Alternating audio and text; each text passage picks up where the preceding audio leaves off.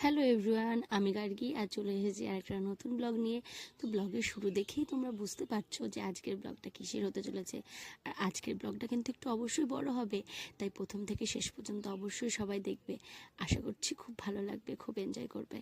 তো এই যে আমাদের মিষ্টি মনারানী, কি মিষ্টি লাগছে তাই না? সুন্দর করে সাজুগুজু করে রেডি। আজকে আমাদের মনারানী ও ববির রেজিস্ট্রি।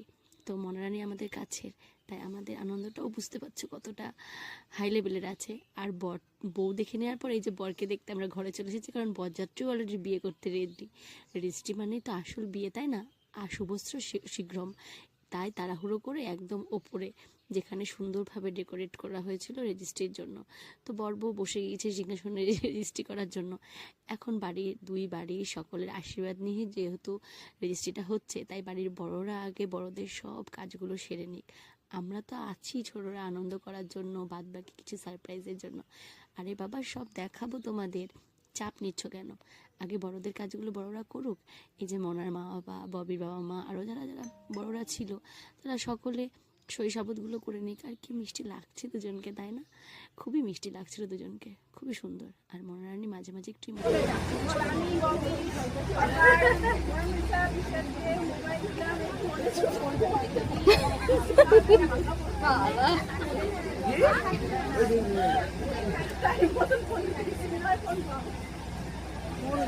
হাতে তালি দে, হাতে তালি কেউ দিচ্ছে?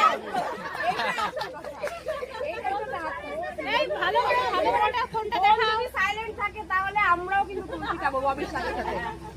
আর ববিকে আমাদের তরফ থেকে বেশি থ্যাংক ইউ। হ্যাঁ, আর আমরা বিরাট কষ্ট পাই। আমি সাইলেন্ট থাকার কোনো ব্যাপার থাকবে না। শুধু তোমাদেরকে সবাইকে ভালোবাসা, তোমাদের হেল্পেই আজকে এত দূর এই জায়গায়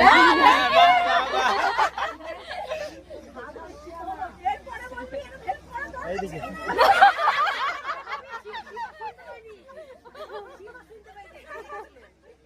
সিনিয়ররা শুনলে আবার বলবে ও এরা সেটা হচ্ছে বলে না যে তোমার মতো সঙ্গী পেলে কুছ পরোয়া নেই।